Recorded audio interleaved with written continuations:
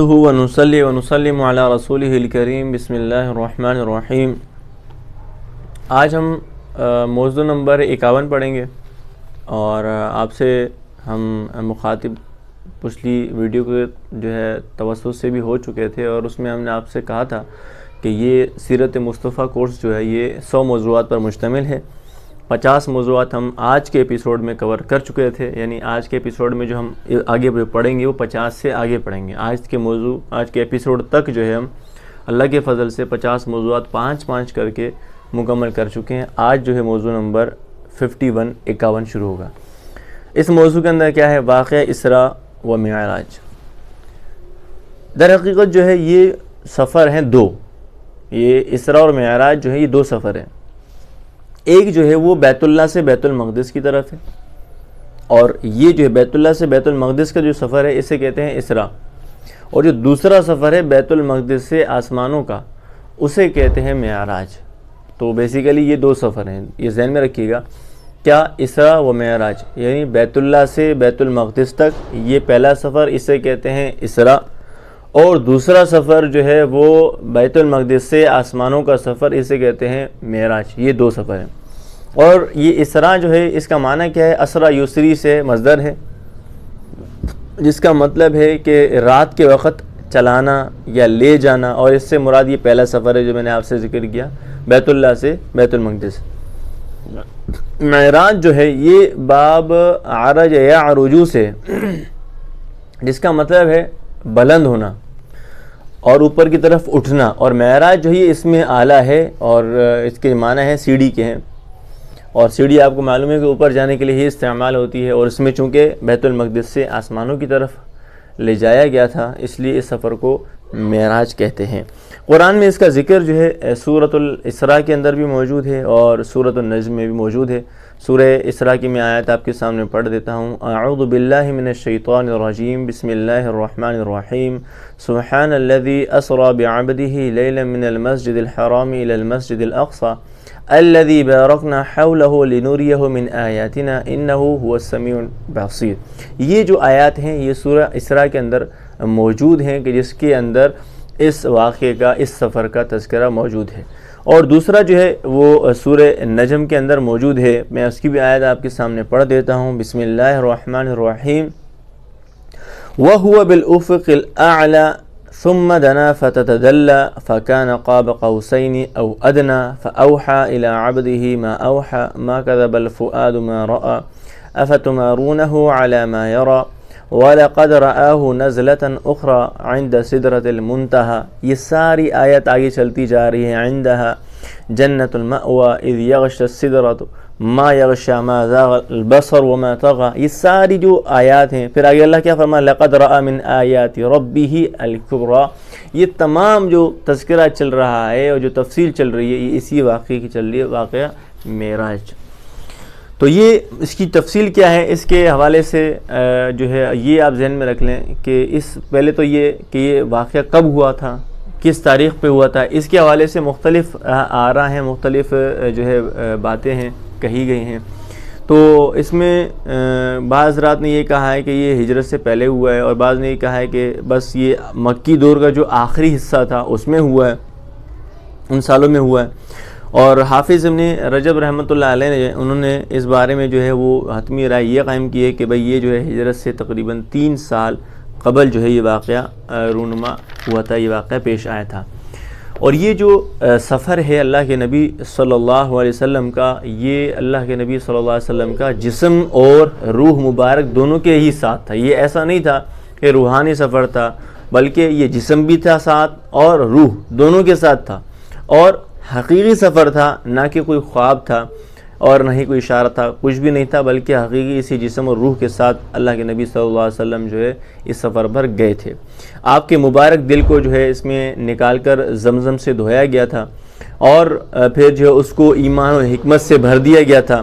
یہ دوسرا شق صدر تھا، اور میں نے آپ سے ذکر کیا تھا کہ پہلا جب اللہ کے نبی صلی اللہ علیہ وسلم جب حضرت حلیمہ سعدیہ رضی اللہ تعالیٰ عنہ کے جو پرورش میں تھے، تو اس وقت جو ہے آپ کو معلوم ہے کہ وہاں پر بھی شق صدر ہوا تھا، فرشتوں نے اللہ کے نبی صلی اللہ علیہ وسلم کے دل کو نکالا تھا، اور پھر وہاں پر صفائی ہوئی تھی. اسی طریقے سے دوبارہ جو ہے یہاں پر اس معراج کے موقع پر بھی شق صدر ہوا، یعنی سینے کو چیرا گیا اور دل کو نکال کر اس کے اندر ایمان و حکمت سے اس کو بھر دیا گیا. پھر مکہ مکرمہ سے جو ہے براق جو سواری ہے اس کے اوپر سوار کر کے بیت المقدس لایا گیا، اور بیت المقدس کے اندر جو ہے اللہ کے نبی صلی اللہ علیہ وسلم نے وہاں پر انبیاء علیہ السلام کی جو ہے امامت فرمائی، اور پھر آسمان دنیا جو ہے وہاں تک لے جایا گیا، اور آپ نے وہاں 7 آسمانوں پر 8 انبیاء کرام سے ملاقات فرمائی. ان 8 انبیاء کرام کا اگر آپ نام یاد کرنا چاہیں تو اگر ان تمام انبیاء کے جو شروع کے جو لیٹر ہیں نا اس کو اگر جوڑ لیں تو یہ ایک مجموعہ بنتا ہے، ایک کلیکشن بنتا ہے جو آپ کے سامنے رکھ رہا ہوں. آ یا ہما، الف مدہ، یا عین، یا الف ہا میم الف، یہ جو ہے ایک مجموعہ بنتا ہے، کلیکشن بنتا ہے. اگر آپ اس کو یاد کر لیتے ہیں تو سارے نام آپ کو یاد ہو جائیں گے. آ یا ہما، الف مدہ سب سے پہلے آ رہا، الف مدہ سے کیا آتا ہے؟ آدم علیہ السلام. دوسرے نمبر پہ کیا آ رہا ہے؟ یا آ رہا ہے یحییٰ بن زکریہ. پھر کیا آ رہا ہے؟ عین آ رہا ہے، عین سے عیسیٰ علیہ السلام دوسرے آسمان پہ. پھر کیا آ رہا ہے؟ یا پھر آ رہا ہے یوسف علیہ السلام. پھر الف آ رہا ہے ادریس علیہ السلام. اس کے بعد کیا آ رہا ہے؟ ہا آ رہا ہے ہارون علیہ السلام. اس کے بعد کیا آ رہا ہے؟ میم آ رہا ہے موسیٰ علیہ السلام. اور اس کے بعد پھر الف آ رہا ہے ابراہیم علیہ السلام. یہ تمام انبیاء کرام کہ جن سے اللہ کے نبی صلی اللہ علیہ وسلم نے ان 7 آسمانوں پر ملاقات کی تھی، ان کو نام کو یاد کرنے کے لیے آپ اس کو بھی یاد کر سکتے ہیں. پھر آپ کو جو ہے سدرۃ المنتہا اور بیت المعمور دکھایا گیا. اور بیت المعمور جو ہے یہ فرشتوں کے طواف کی جگہ، جس طرح ہمارے لیے خانہ کعبہ ہے، اس خانہ کعبہ کی سیدھ میں ہی اوپر جو ہے ایک جہاں فرشتے طواف کرتے ہیں اس بیت، اس کو جو کہتے ہیں بیت معمور کہتے ہیں. اور ایک فرشتہ جو ہے وہ طواف جو کر کے جاتا ہے دوبارہ اس کا باری قیامت تک نہیں آتی، اتنی اللہ تعالیٰ کے فرشتے ہیں. اور پھر جو ہے اسی سفر کے اندر اللہ کے نبی صلی اللہ علیہ وسلم کو 50 نمازیں تحفے میں دی گئیں، کہ جس کو پھر حضرت موسیٰ علیہ السلام نے کے کہنے پر اللہ کے نبی صلی اللہ علیہ وسلم نے ہر باری اللہ سے درخواست کی کہ اس کو کم فرما دیں، تو اللہ تعالیٰ نے 50 سے 5 پر لے آئے. اور پھر کیا فرمایا گیا؟ فقال ہی خمسن وہی خمسون، یعنی یہ ہیں تو نماز 5 لیکن اس کا جو اجر و ثواب ہے وہ آپ کو 50 نمازوں کے برابر ہی ملے گا. سبحان اللہ، یہ اللہ کا کرم اور اسی کا فضل ہے کہ ہمیں 5 نمازوں پر 50 کا اجر و ثواب دیا جا رہا ہے. اب میں دوبارہ ان کے نام انبیاء کرام کے آپ کے سامنے رکھ دیتا ہوں. ان کے نام کیا تھے؟ سب سے پہلے آسمان پر جو ملاقات ہوئی وہ کس سے ہوئی؟ حضرت آدم علیہ السلام سے. دوسرے آسمان پر کن سے ملاقات ہوئی؟ حضرت یحییٰ بن زکریہ اور حضرت عیسیٰ علیہ السلام سے. تیسرے آسمان پر کس سے ملاقات ہوئی؟ حضرت یوسف علیہ السلام سے. چوتھے آسمان پر کس سے ملاقات ہوئی؟ حضرت ادریس علیہ السلام سے. 5ویں آسمان پر کس سے ملاقات ہوئی؟ حضرت ہارون علیہ السلام سے. اور اس کے بعد 6ٹھے آسمان پر کن سے ملاقات ہوئی؟ حضرت موسیٰ علیہ السلام سے. اور 7ویں آسمان پر جو ملاقات ہوئی وہی حضرت ابراہیم علیہ السلام سے. اب اس جو ہے سفر کے اندر ہمیں چند ایک نصیحتیں ملتی ہیں، چند ایک عبرتیں ملتی ہیں، چند ایک دروس ملتے ہیں. سب سے پہلا تو یہ ہے کہ اس واقعے کے ذریعے ہمیں اللہ کی عظمت اور شرف کا معلوم چلتا ہے. اور دوسرا، اہل مکہ و طائف کی طرف سے جو ملنے والی تکالیف تھی اس پر اللہ کے نبی صلی اللہ علیہ وسلم کو جو ہے ایک تسلی دی گئی، دلجوئی کی گئی اس سفر کے ذریعے سے. اور تیسرا کہ آپ کی جو نبوت و رسالت ہے اس کا جو ہے قیامت تک باقی رہنا اور تمام امتوں کے لیے اس کا عام ہونا.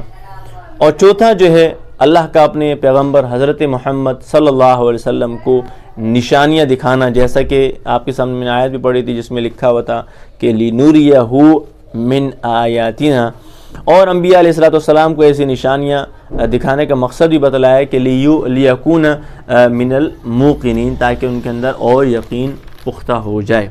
تو یہ تھا آپ کے سامنے میں نے مختصراً عرض کیا، اور معراج کا ہلکا بھلکا جو مستند ذریعہ تھا، قرآن مجید کے اندر سے جو آیات تھی، جو تذکرہ تھا، وہ مختصراً آپ کے سامنے میں نے پیش کیا. اب آتے ہیں موضوع نمبر 52 کی طرف. اس موضوع کے اندر ہجرت مدینہ کا آغاز ہو جاتا ہے اور ابتدائے مہاجرین جو ہیں جو اس سے ہجرت میں شامل ہوتے ہیں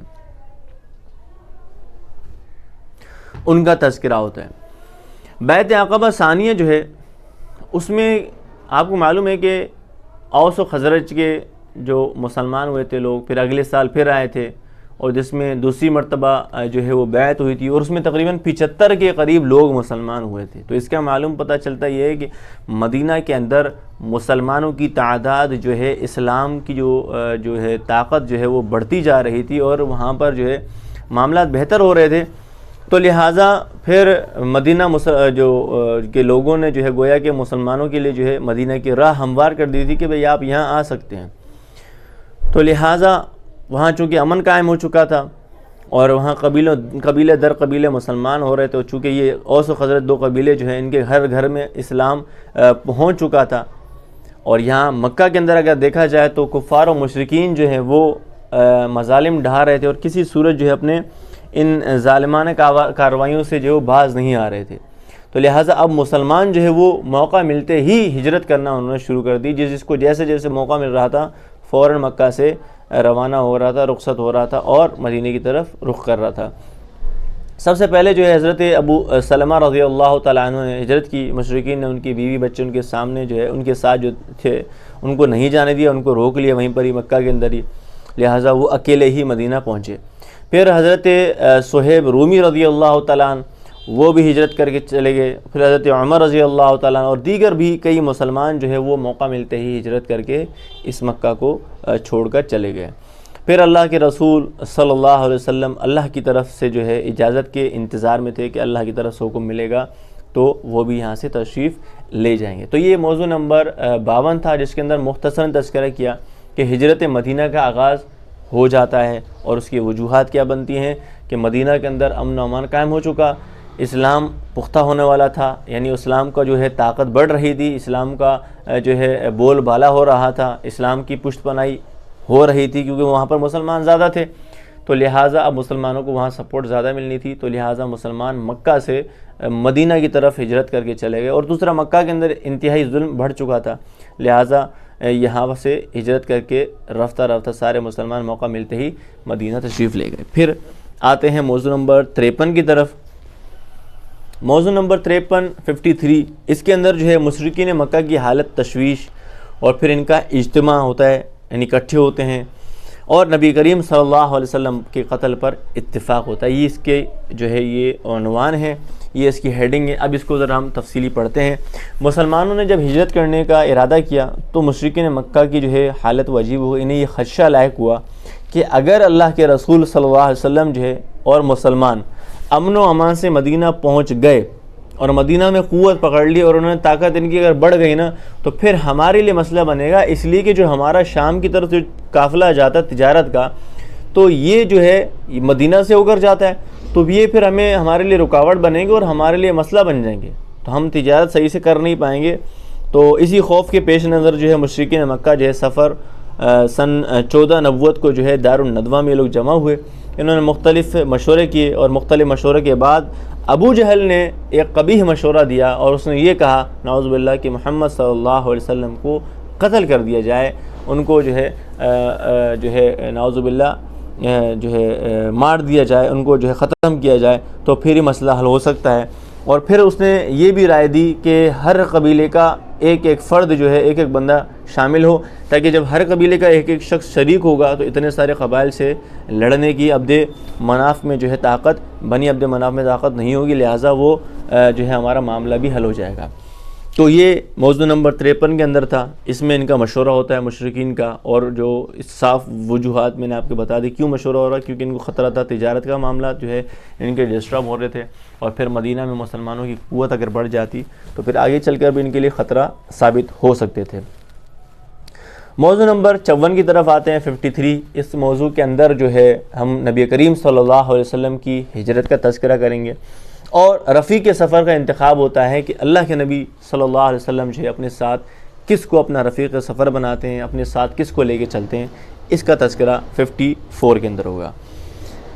نبی کریم صلی اللہ علیہ وسلم کو وحی کے ذریعے سے جو ہے ہجرت کی اجازت دے دی جاتی ہے، اور کفار کی سازش کے بارے میں بھی بتلا دیا جاتا ہے کہ اس طریقے سے کفار و مشرکین آپ کے بارے میں تدابیر اختیار کر رہے ہیں، کوششیں کر رہے ہیں نعوذ باللہ آپ کو نقصان پہنچانے کی۔ تو آپ صلی اللہ علیہ وسلم نے حضرت ابوبکر صدیق رضی اللہ تعالیٰ عنہ کو رفیق سفر چنا، اور آپ صلی اللہ علیہ وسلم جو ہے خود چل کر حضرت ابوبکر صدیق رضی اللہ تعالیٰ عنہ کے گھر گئے اور ان سے فرمایا، کیا فرمایا؟ فقال الرسول انی قد اذن لی فی الخروج، یعنی مجھے جو ہے اجازت مل گئی ہے نکلنے کی، ہجرت کرنے کی مجھے اجازت مل گئی ہے۔ تو فقال ابو بکر رضی اللہ تعالیٰ عنہ نے فرمایا الصحبہ، یا رسول اللہ کیا میں بھی آپ کے ساتھ چلوں؟ تو فرمایا قال نعم، اللہ کے نبی صلی اللہ علیہ وسلم نے فرمایا جی تم بھی میرے ساتھ چلو۔ آگے فرماتے ہیں قالت عائشہ امی جان فرماتی ہیں، امی عائشہ فرماتی ہیں فرأیت ابا بکر یبکی، تو میں نے دیکھا ابو بکر کو کہ وہ رو رہے ہیں۔ وما كنت احسب ان احدا يبكي من الفرح، مجھے معلوم نہیں تھا اس سے قبل کہ کوئی شخص جو ہے وہ خوشی کے مارے بھی روتا ہے۔ یعنی حضرت ابوبکر صدیق رضی اللہ تعالیٰ عنہ کو جب جانے کی اجازت مل گئی، ہجرت آپ صلی اللہ علیہ وسلم کی صحبت کا جو شرف حاصل ہو گیا، تو وہ اس قدر خوش ہوئے کہ اس کے خوشی کی وجہ سے، اللہ کے نبی صلی اللہ علیہ وسلم کی صحبت کے ساتھ جانے کی وجہ سے جو ہے وہ بہت روئے ہیں۔ اور اما عائشہ فرماتی ہیں میں نے ایسا کبھی نہیں دیکھا کہ کوئی شخص خوشی کی وجہ سے بھی رویا ہو۔ بہرحال رات کو اللہ کے رسول صلی اللہ علیہ وسلم نے ہجرت کے لیے نکلے، اور نکلنا ہی تھا، ظاہر کہ اللہ کا حکم بھی تھا۔ تو مشرکین جو ہے وہ اپنے قتل کے ارادے سے آپ کے مکان کو گھیر چکے تھے، حصار کیا ہوا تھا، انہوں نے ارادہ پکا کر لیا تھا کہ نعوذ باللہ محمد کو ہم قتل کریں گے۔ لہٰذا سن 14 نبوت صفر کی 27ویں رات ہے، اللہ کے رسول صلی اللہ علیہ وسلم ہجرت کی تیاری کرتے ہیں، اور پھر اللہ تعالیٰ کیا فرماتے ہیں سورہ انفال میں وَإِذْ يَمْكُرُ بِكَ الَّذِينَ كَفَرُوا لِيُثْبِتُوكَ أَوْ يَقْتُلُوكَ أَوْ يُخْرِجُوكَ۔ اب آگے فرما رہے ہیں وَيَمْكُرُونَ وَيَمْكُرُ اللَّهُ، یہ بھی تدبیر اختیار کر رہے ہیں اور اللہ بھی تدبیر فرما رہے ہیں، وَاللَّهُ خَيْرُ الْمَاكِرِينَ۔ پھر اللہ کے نبی صلی اللہ علیہ وسلم جو ہے اپنے بستر کے اوپر حضرت علی رضی اللہ تعالیٰ عنہ کو لٹاتے ہیں، اور یہ آیت تلاوت کرتے گھر سے تشریف لے جاتے ہیں۔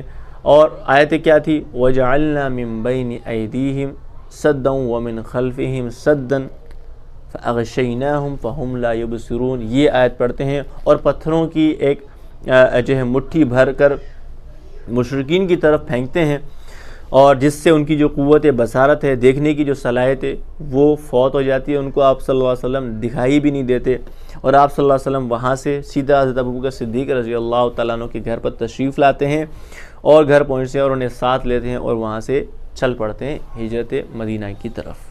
تو یہ تھا موضوع نمبر 54 کے جس کے اندر میں نے مختصراً آپ کے سامنے اللہ کے نبی صلی اللہ علیہ وسلم کی ہجرت کا تذکرہ فرمایا۔ اب آتے ہیں موضوع نمبر 55 کی طرف، کہ جس میں اللہ کے نبی صلی اللہ علیہ وسلم کی بہترین حکمت عملی کا تذکرہ ہے۔ یہ انتہائی مختصر موضوع ہے، اس میں دیکھیں آپ صلی اللہ علیہ وسلم نے جو ہے بہت ہی بہترین حکمت عملی اختیار یہ کی۔ دیکھیں جو مکہ سے مدینہ کے لیے راستہ جاتا ہے وہ ہے جو ہے شمال کا راستہ، یہ پراپر روٹ ہے جو مکہ سے مدینہ جاتا ہے، شمال سے جو ہے جو پراپر وے ہے وہ یہ ہے۔